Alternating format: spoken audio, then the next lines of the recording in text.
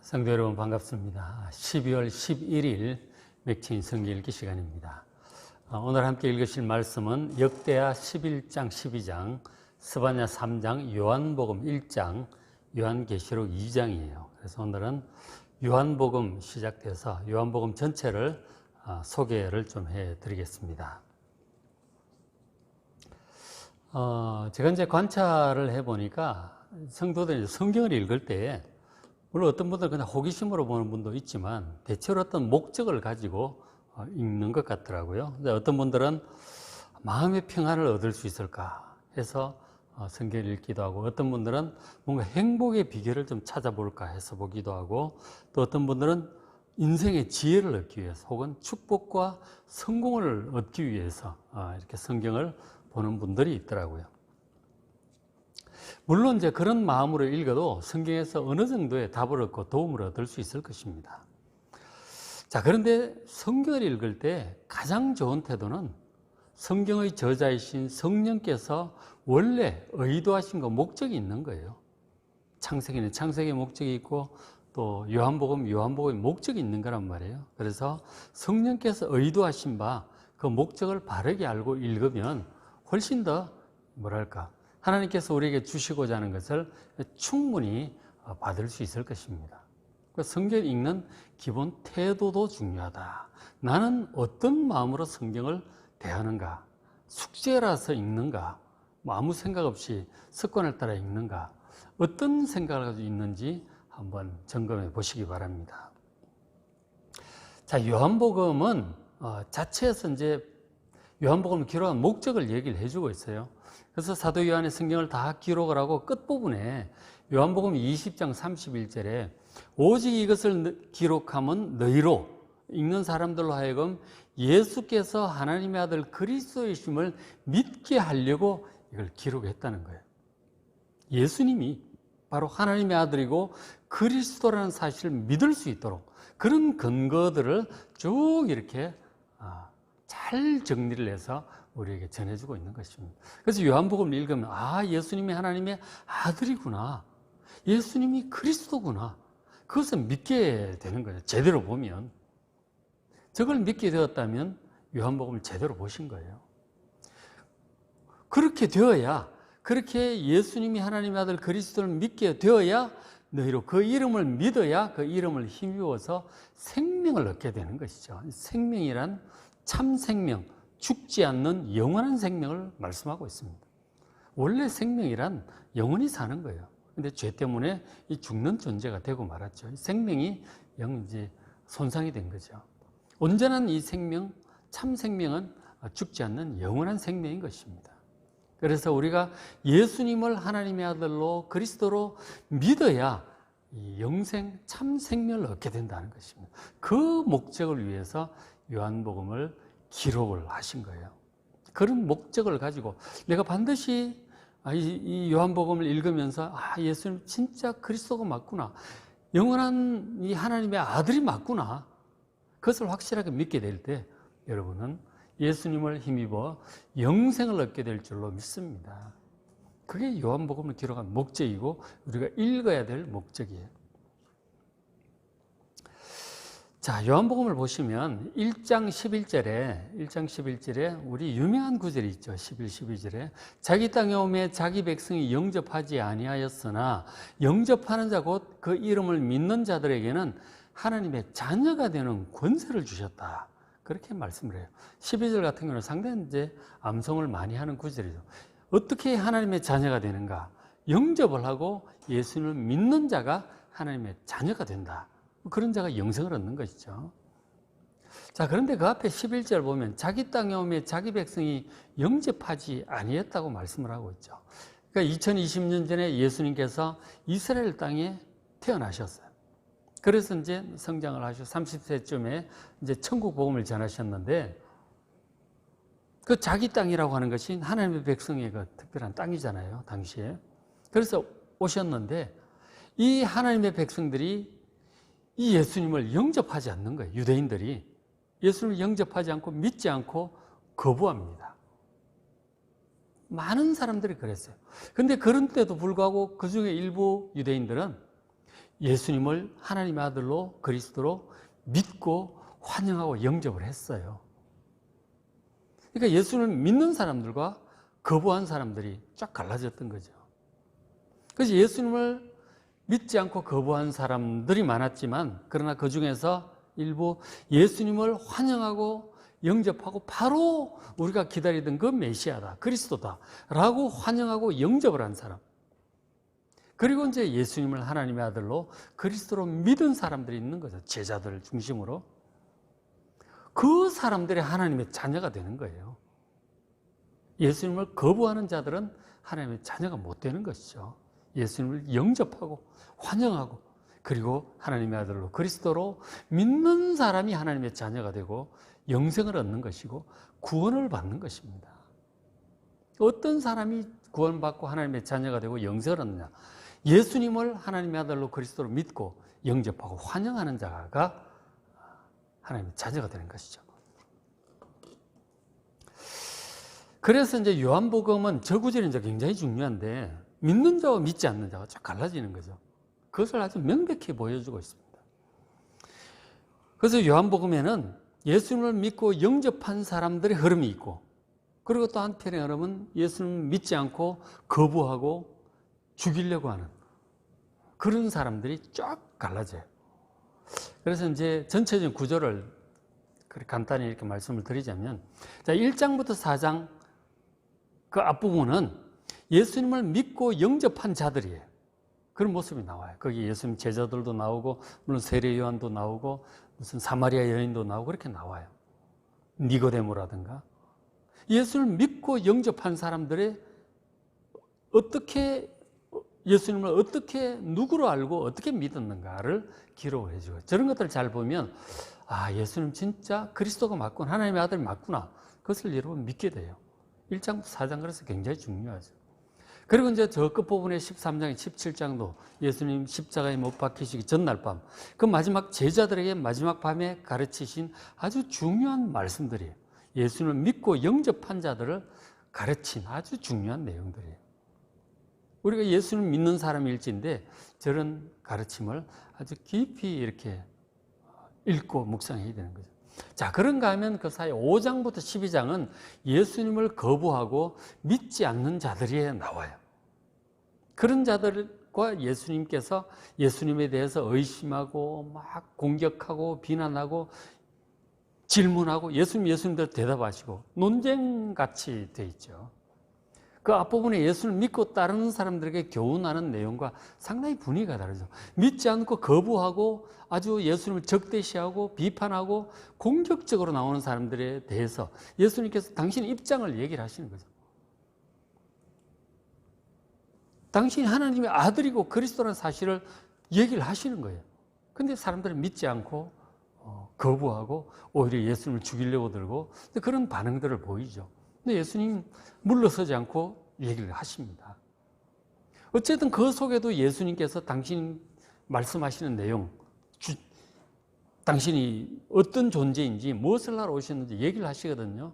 그래서 믿는 사람들 입장에서 그 예수님의 그 말씀에 또 주목을 해야 되죠. 어쨌든 믿는 자들이 있고 믿지 않는 자들이 쫙 갈라지는 거예요. 믿고 영접하는 자는 하나님의 자녀가 되는 것이고, 저렇게 거부하고 믿지 않는 자들은 하나님 자녀가 못 되는 거죠. 한번 잘 보십시오. 그리고 이제 믿는 제자들을 가르칠 때, 그리고 믿지 않는 자들과 논쟁을 하실 때, 그렇게 하실 때 예수님께서 당신의 존재에 대해서 자꾸 설명을 하세요. 왜냐하면 사람들이 하나님의 아들이고 그리스도임을 알고 제대로 알고 제대로 믿어야 구원받으니까 예수님 자기 얘기를 하신다고요. 내가 이런 존재다. 내가 하나님의 아들이고 그리스도라는 사실을 얘기를 자꾸 하신다니까. 제자들에게 설명하시고. 근데 이게 굉장히 어렵잖아요. 지금 내가 태초부터 있던 하나님의 아들이고 전능자고 날 믿어야 구원받는다고 하는 사실을 예수님 직접 얘기를 하시거든요. 제자들에게 설명하시고 믿지 않는 자들에게도 강력하게 얘기를 하세요. 그걸 믿는 자들이 이렇게 듣기도 하고 안 믿는 자들은 오히려 그걸 얘기를 돌로 들어 치려고도 하고 그런 반응을 보입니다. 신성모독이라고 그러고. 그럼 믿는 자들은 주는 그리스도시요 살아계신 하나님의 아들이십니다. 그런 고백도 하죠. 믿는 자들과 안 믿는 자들이 그렇게 다른 반응을 보이는 거예요. 근데 그 반응에 따라 하나님의 자녀가 되느냐, 멸망하느냐, 그게 갈라지는 거라니까요. 예수님께 대한 반응이, 예수님께 대한 태도가 각 사람의 영원한 운명을 결정짓습니다.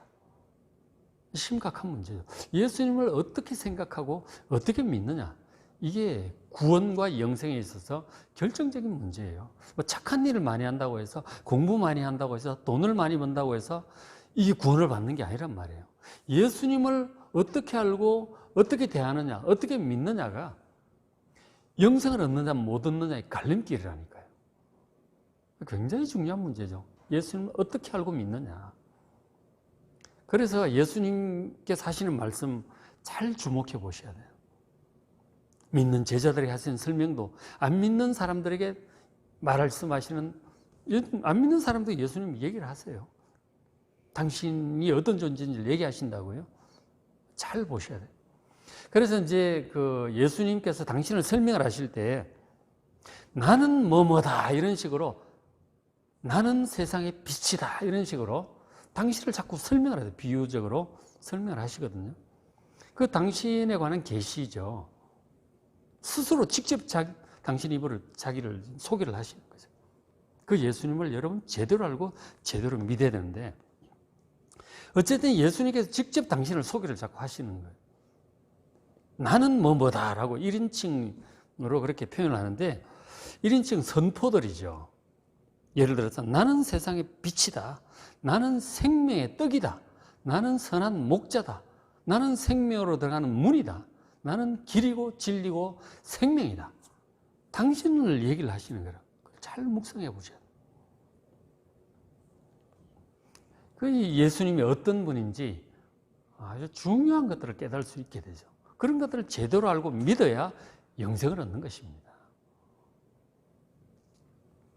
그런 것들이 어떻게 보면 쉽지 않죠. 우리가 인간적으로 상식적으로 이렇게 주고받을, 그렇게 우리가 뭐 좋은 강의 듣듯이 그렇게 쉽진 않죠. 영적인 거라. 그죠? 우리가 상식적인 그런 범위를 넘어서는 것이거든요. 그래서 믿어야 구원을 받는 거예요. 근데 잘 듣고 묵상하고 기도하면 그게 깨달아지고 믿게 되는 거죠. 그래서 구원을 받는 것입니다. 요한복음 굉장히 중요해요. 우리가 구원받는 데 있어서, 영생을 얻는 데 있어서, 하나님 나라에 들어가는 데 있어서 이 요한복음이 그래서 굉장히 중요합니다. 굉장히 중요해요. 물론 다 중요하지만, 그죠? 요한복음 우리가 또 읽으니까 저도 강조를 하는 것이죠. 그래서 이제 예수님을 믿고 영접한 사람들 내용을 우리가 잠깐 몇 군데 좀 찾아볼게요. 1장 29절에 보라. 저건 누구냐 하면은 세례 요한이 지금 예수님에 대해서 어떻게 알고 믿었는지 세례 요한의 말이에요. 보라. 그러니까 예수님이 딱 다가오시는 장면을 보면서 세례 요한이 얘기를 한 거야. 보라. 세상 죄를 지고 가는 하나님의 어린 양이다. 예수님은 온 세상의 죄, 우리 각각의 죄를 다 포함해서 우리 죄를 지고 가는, 결국 십자가에 죽으실 하나님의 어린 양, 속죄 양입니다. 우리 죄를 위하여 대신 죽으시는 하나님의 어린 양입니다. 우리의 죄를 대속하시는 분이에요. 그래서 그 예수를 믿으면 모든 죄를 용서받게 되는 거예요. 구약에 있는 레위기에 나오는 그 속죄 양처럼 그런 존재로 오셨다라고 세례 요한이 얘기를 해주고 있습니다. 그리고 또 세례 요한이 또 얘기를 해요. 34절에 내가 보고 그가 하나님의 아들이심을 증언하였노라. 그렇게 말합니다. 세례 요한은 예수님이 하나님의 아들이심을 증언합니다.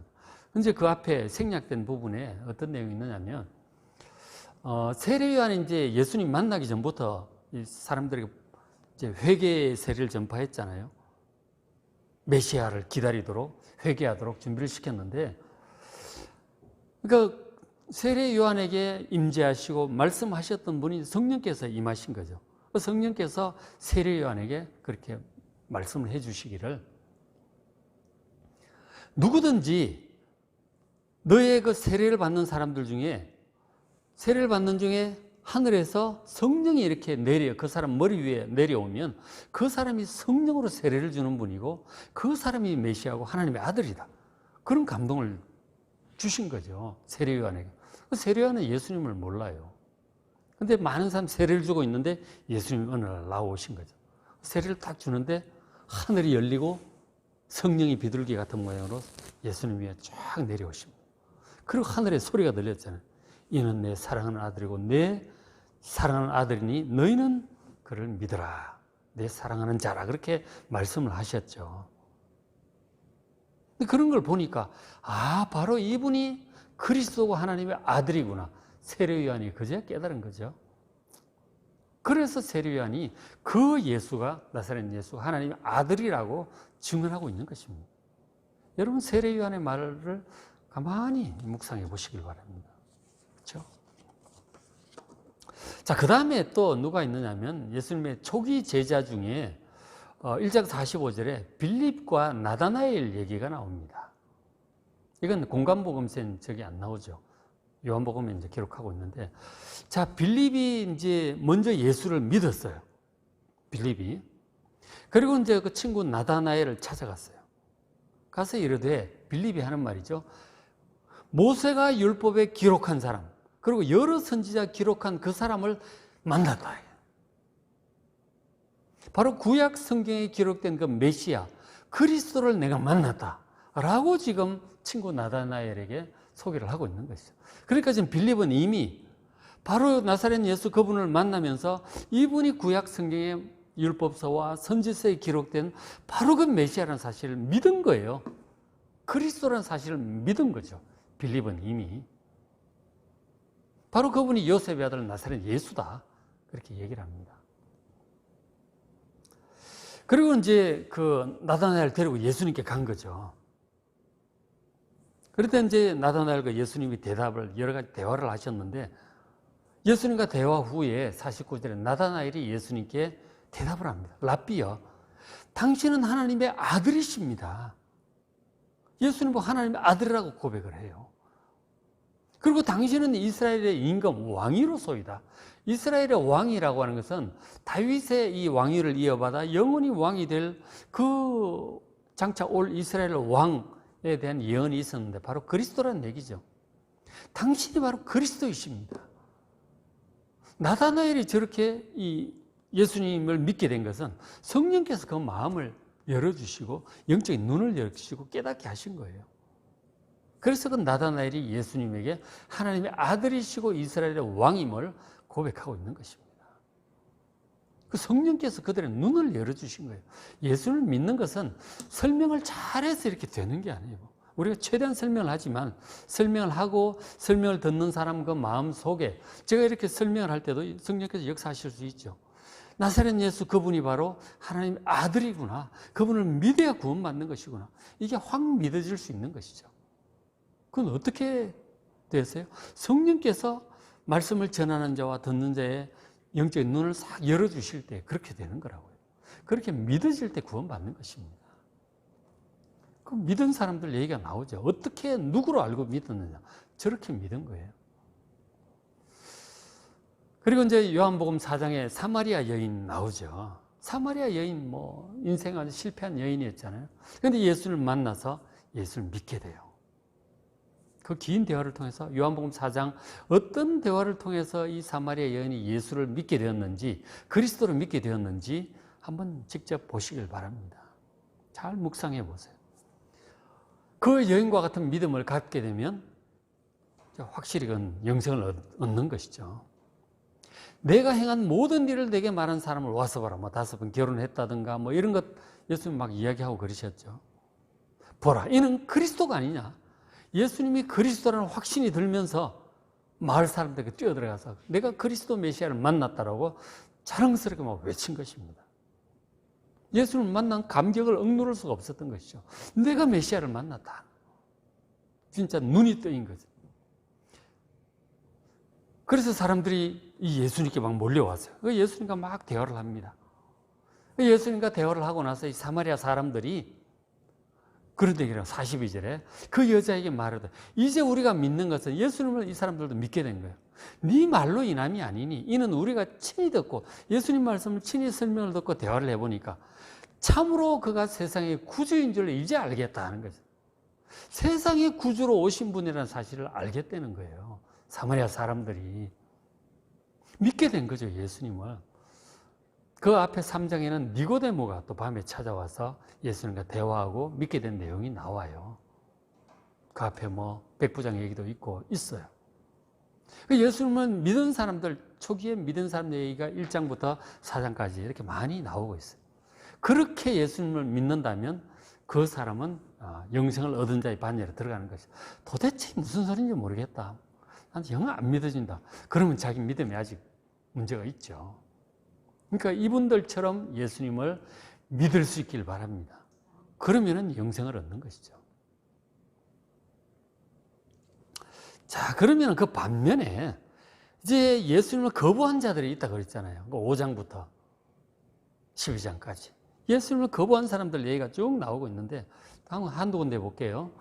자, 5장 17절 보면 5장에는 어떤 내용이 나오느냐면 앞부분에 예수님께서 38년 된 병자를 고치셨어요. 근데 이제 그걸 듣고 사람들이 막 몰려든 거죠. 그 사람들과 대화하는 내용이에요. 5장 17절에 예수께서 그들에게 이르시되 내 아버지께서 이제까지 일하시되 나도 일한다. 그러니까 저게 무슨 맥락이냐면 안식일 날 병을 고쳤단 말이에요. 왜 안식일 날 고치느냐 이거지. 날도 많은데.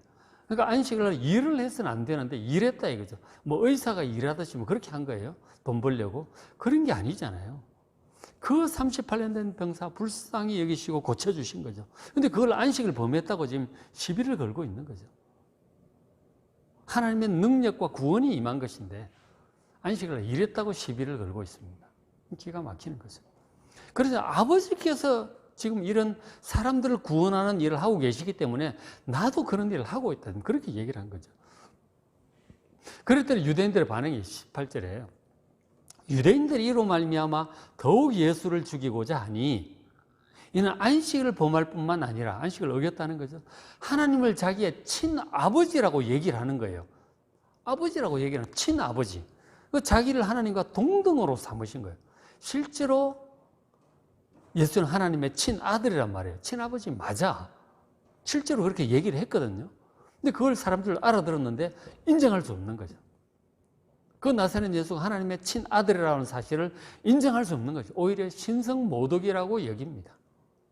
그래서 안식일을 범하고 하나님을 아버지라고 그러고 신성모독을 하고 이건 죽여야 되겠다는 생각을 오히려 하게 되는 거예요.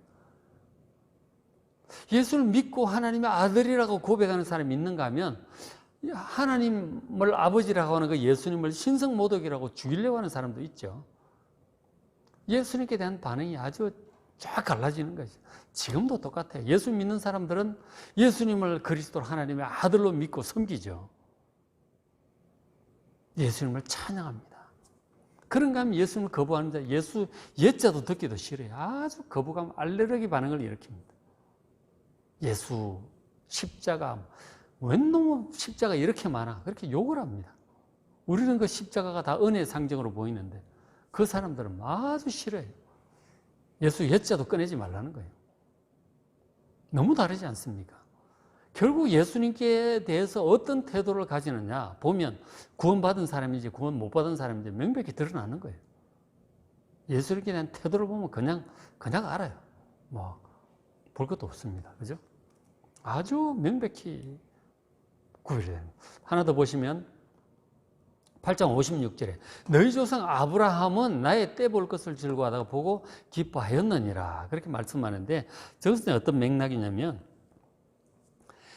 그 대화 속에 나를 믿는 자는 영원히 죽지 않을 것이다 그런 말씀하셨어요. 영원히 죽음을 보지 않을 것이다. 영생할 거라고 하신 거죠. 요한복음은 내가 너에게 영생을 주러 왔다는 얘기를 많이 하세요. 구원은 바로 영생을 얻는 것이죠. 그래서 이제 나를 믿는 자는 영원히 죽음을 보지 않을 것이라고 그렇게 얘기를 합니다. 그렇게 얘기를 했더니 사람들의 반응이 뜨악한 거죠. 아니 안 죽는 사람이 어디서 다 죽지. 근데 안 죽는다고 하니까 네가 우리 조상 아브라함보다 크냐 그렇게 얘기를 합니다. 위대한 사람이냐. 그렇게 이제 어이가 없어서 그렇게 얘기한 거죠. 그래도 아브라함 얘기를 하니까 예수님 저 말씀하신 거예요. 너희 조상 아브라함? 나의 때 그 예수님이 이 땅에 오실 것을 볼 것을 즐거워하다가 이제 보고 기뻐하고 있다는 거죠.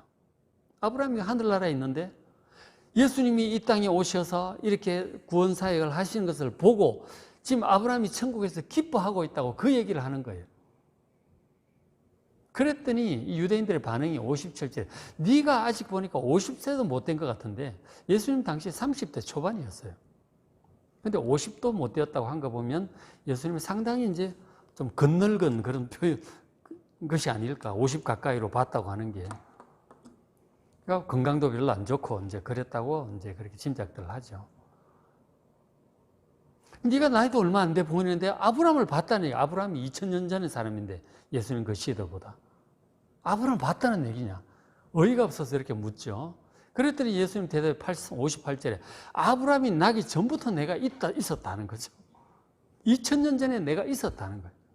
기가 막힐 일. 영원 전부터 계신 분이에요. 예수님이 실제로. 그리고 이제 30여 년 전에 마리아의 아들로 태어난 것 뿐이죠. 아브라함이 나기 전부터 있었다는 거예요. 예수님의 신성을 말씀하고 있는 것이죠. 그랬더니 저 말씀, 이거 미쳤나 그러고 신성모독이라 그러고 59절에 그들이 돌을 들어 치려하거늘 예수께서 숨어 성전에서 나가버리십니다. 근데 예수님을 저는 믿을 수 없다. 신성도 못 믿겠고 그리스도라는 사실도 못 믿겠고 못 믿겠다는 거예요. 그런 예수님 나사렛 출신이잖아요. 근데 보니까 그 메시아가 오면 그 남쪽 베들레헴에서 태어난다는 그 미가서의 말씀이 다 알고 있는데 나사렛 출신인데 무슨 네가 메시아냐 이렇게 되는 거죠. 실제로 이제 누가복음에 나오듯이 그 인구조사 때문에 베들레헴 갔다가 거기서 애를 낳아서 키워가고 올라온 거란 말이에요. 그걸 모르는 거죠, 사람들은. 그런 어쨌든 예수님께 대한 반응이 아주 막 전 믿지 않고 거부하고 죽이려고 하는 그런 태도를 다수의 유대인들이 그런 반응을 보였어요. 지금 이스라엘 지금 가도 마찬가지예요. 예수님 믿는 유대인들 있어요. 찬양하고 그렇게 합니다. 그러니까 훨씬 더 많은 유대인들은 예수님을 거부하고 예수 믿는 사람들을 아주 박해하고 교회를 엄청 박해하고 있습니다. 대다수 유대인들은 특히 이 정통파 유대인들일수록 예수 믿는 사람들 엄청나게 박해합니다. 지금 똑같아요. 2000년 전이나 지금이나 하여간 똑같아요. 예수 믿는 자 안 믿는 자가 명백히 갈라져요. 구원, 영생 얻은 자와 못 얻은 자가 아주 명백히 구분이 되는 것이죠. 그거 보고 구분하는 거예요. 뭐 착하냐 안 착하냐 그거 보고 구분하는 게 아니고 예수님께 대한 태도를 보면 그냥 알 수 있는 것이죠. 그리고는 이제 그 다음 부분에 14장에서 17장, 그죠? 마지막 그 부분이죠. 14장에서 17장, 이제 마지막 밤에 제자들에게 십자가 죽으시기 전날 밤 아주 중요한 내용들을 다 얘기하십니다. 13장에서 17장까지 굉장히 중요한 다락방 말씀이라고 하죠. 저기서 예수님께서 많은 얘기를 하시는데 특별히 핵심적인 내용은 예수님을 제대로 믿도록 그 설명을 많이 하셨어요. 16장 29절에 제자들이 많은 설명을 들은 다음 제자들이 말하되 지금은 밝히 말씀하시고 아무 비유로도 하지 아니하시 아니 명백히 이렇게 말씀을 참 잘해 주셨던 것 같아요. 그래서 30절 우리가 지금에야 마지막 그 밤에야 주께서 모든 것을 하시고 또 사람의 물음을 기다리지 않는 줄 아나이다. 이로써 하나님께로부터 나오신 우리가 믿사옵나이다. 하나님께로부터 오셨다고 하는 사실, 그거 다 포함되어 있죠. 하나님의 아들이고 그리스도고 구원자고 이게 이제 다 진짜 제대로 믿어진다고 하는 고백을 제자들이 하게 됩니다. 예수님은 제자들이 믿을 수 있도록 하나님의 아들이고 그리스도라는 사실을 구원자라는 사실을 믿을 수 있도록 그렇게 많은 설명을 하시고 보여도 주시고 능력도 보여주시고 여러 가지를 하셨던 거죠. 그 중요한 목적은 제자들로 하여금 예수님을 믿게 하기 위해서 하나님의 아들이고 그리스도라는 사실을 믿게 하기 위해서 그 많은 능력을 행하시고 말씀을 하시고 그렇게 하셨던 거예요. 그죠? 무리를 걸으시고 막 폭풍우도 잠잠케 하시고 그런 걸 하셨던 거 아니에요. 오병이어 기적도 하시고 제자들이 믿을 수 있도록, 그리고 사람들이 예수님을 믿을 수 있도록 하기 위해서 그렇게 하신 것입니다. 그러니까 요한복음의 핵심은 예수님을 믿는 거예요. 요한복음을 읽고 여러분 이제 자기가 예수님께 대해서 어떻게 생각하고 어떤 믿음을 가지고 있는지, 이거 아까 믿는 사람들 나오잖아요. 사마리아 여인이 예수 믿은 모습, 제자들이 믿은 거, 뭐 믿은 모습들 대화들이 나오는데 내가 그렇게 믿고 있는지를 보셔야 돼요. 그냥 뭐 예수님에 대해서 막연히 뭐 사랑의 화신이라든가 뭐 인류의 스승이라든가 무슨 뭐 이런 식으로 믿으면 안 되는 거죠. 진짜 하나님의 아들이고 그리스도라는 게 그 무슨 의미인지, 하나님의 아들이라는 게 무슨 의미인지, 그리스도라고 하는 것이 무슨 의미인지, 세상의 뜻, 생명의 떡이다, 세상의 빛이다, 목자다, 길이요 진리요 생명이다, 이 뜻을 제대로 아셔야 돼요. 제대로 알고 제대로 믿어야 되는 거예요. 그죠? 성경을 안 읽고는, 묵상하지 않고는 알 수 없죠. 읽고 묵상하면서 기도하시기 바랍니다. 잘 안 깨달아지면 기도를 하십시오. 그러면은 딱 눈을 열어주실 거예요. 아, 예수님이 이런 놀라운 분이구나. 너무너무 놀라운 분인 거죠. 예수님을 새롭게 만나는 요한복음 읽는 기간이 되시길 바랍니다. 자, 오늘 그래서 마지막 결론이죠. 이것을 기록하면 너희로 예수께서 하나님의 아들 그리스도이심을 믿고 또 그 이름을 힘입어 생명을 얻는 여러분 되시길 바랍니다. 잘 확인하는 여러분 되시길 바랍니다. 오늘 읽으신 말씀 역대하 11장 12장, 스바냐 3장, 요한복음 1장, 요한계시록 2장이에요. 잘 읽으시고 은혜 많이 받으시기 바랍니다.